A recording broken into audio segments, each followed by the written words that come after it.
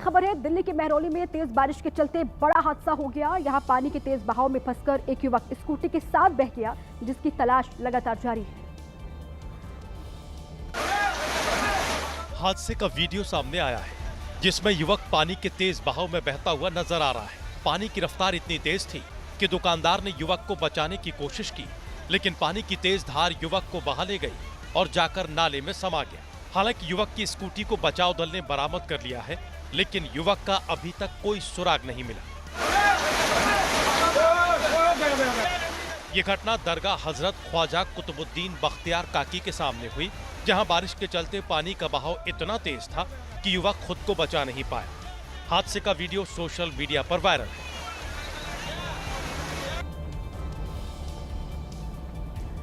Philippines के Cebu city में उस वक्त अफरा तफरी का माहौल बन गया जब अचानक तेज भूकंप आ गया। लोग घरों दुकानों से बाहर निकल गए। कुछ देर के लिए लोगों में डर पैदा हो गया। भूकंप के झटके इतने तेज थे कि कई इमारतें हिल गईं। जमीन भी जोर जोर से हिलने लगी, जिससे सड़कों पर खड़ी बाइक और ई रिक्शा तेजी से हिलने लगे। लोगों ने एक दूसरे का डर से हाथ पकड़ लिया। बच्चों को पकड़कर लोग बचाते हुए नजर आए। कुछ देर के लिए भूकंप से हड़कंप मच गया। वहीं दूसरी तरफ एक फैशन शो में भूकंप के बाद लोग टेबल के नीचे जान बचाने के लिए छिपते दिखाई दिए। वहीं भूकंप के झटके के बाद मॉडल्स को भी नीचे उतारा गया। फिलहाल घटना में किसी तरह की जनहानि की कोई खबर सामने नहीं आई है, लेकिन 6.7 तीव्रता वाले भूकंप से धरती जरूर कांप गई।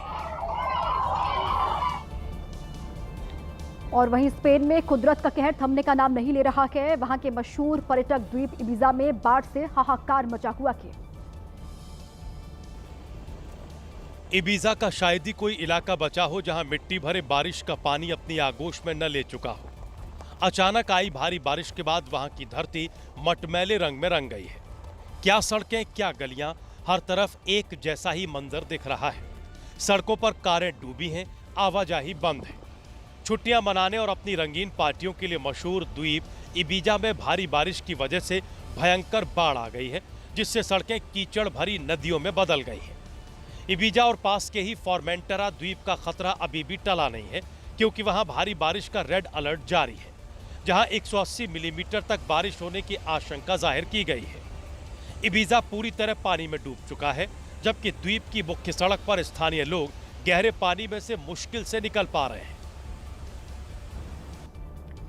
और इसी बीच एक बड़ी खबर आ रही है, आपको बता दें, आरएसएस के शताब्दी समारोह में शामिल होंगे पीएम मोदी और पीएम मोदी स्मारक डाक टिकट और एक सिक्का भी जारी करेंगे।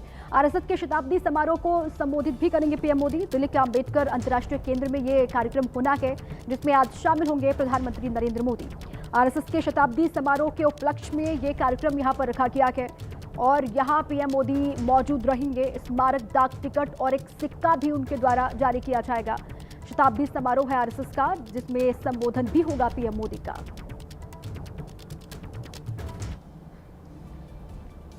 मंगलवार को प्रधानमंत्री नरेंद्र मोदी दिल्ली के सीआर पार्क में पूजा करने के लिए पहुंचे। वहां प्रधानमंत्री मोदी ने मां की आरती उतारी और उनसे आशीर्वाद लिया।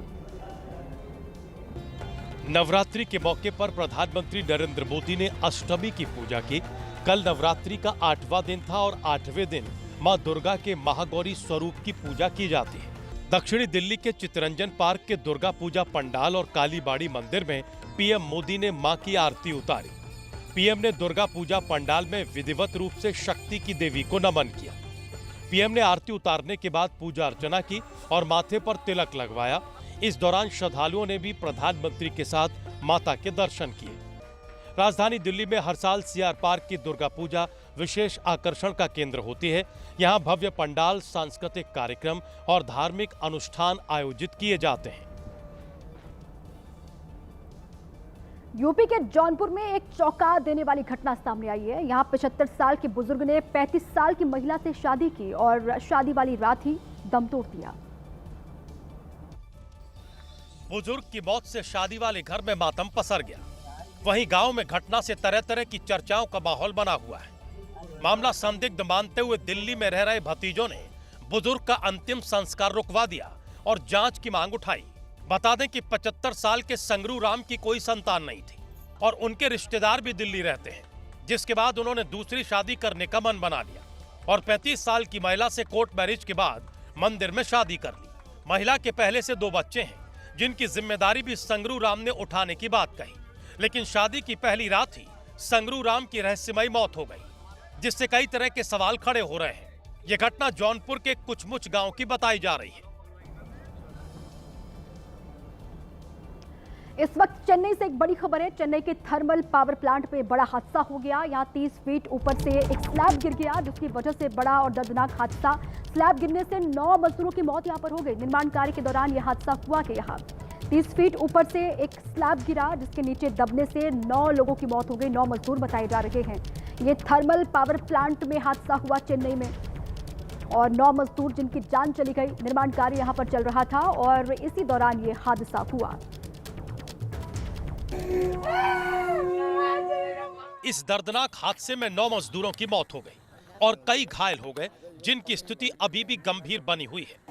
हादसे की सूचना मिलते ही सभी घायलों को अस्पताल लाया गया, जहां एक एक कर 9 मजदूरों ने दम तोड़ दिया।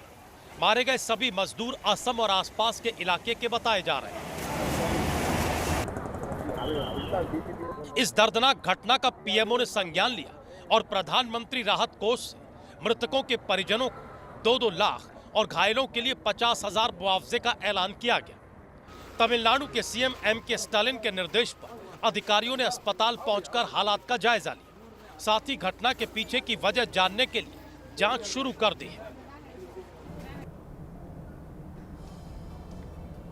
यूपी के वाराणसी में गरबा कार्यक्रम कैंसिल हो जाने के बाद लोगों में भारी मायूसी छा गई, क्योंकि बिना परमिशन के कराए जा रहे आयोजन पर पुलिस ने रोक लगा दी। सज धज के गरबा कार्यक्रम में दूर दूर से पहुंचे लोगों में भोजपुरी स्टार पवन सिंह के आने का उत्साह भरा था, लेकिन प्रशासन की रोक के बावजूद लोगों में भारी गुस्सा भर गया। अब आप लोग प्रस्थान करें, बहुत विलंब हो गया। लोगों ने महंगे दामों पर टिकट खरीदा था। कोई बिहार तो कोई दूसरे जिले से कार्यक्रम में शामिल होने पहुंचा था। फिर खबर लगी कि पवन सिंह तो कार्यक्रम में नहीं आ रहे, लेकिन उससे ज्यादा गुस्सा तब आया जब कार्यक्रम ही कैंसिल हो गया।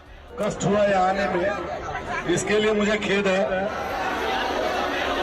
कार्यक्रम के कैंसिल होने की वजह थी आयोजकों ने प्रशासन से परमिशन ही नहीं ली थी, जिसके बाद गुस्साए लोगों ने आयोजकों से रिफंड की मांग कर डाली और कार्यक्रम स्थल पर जमकर हंगामा किया।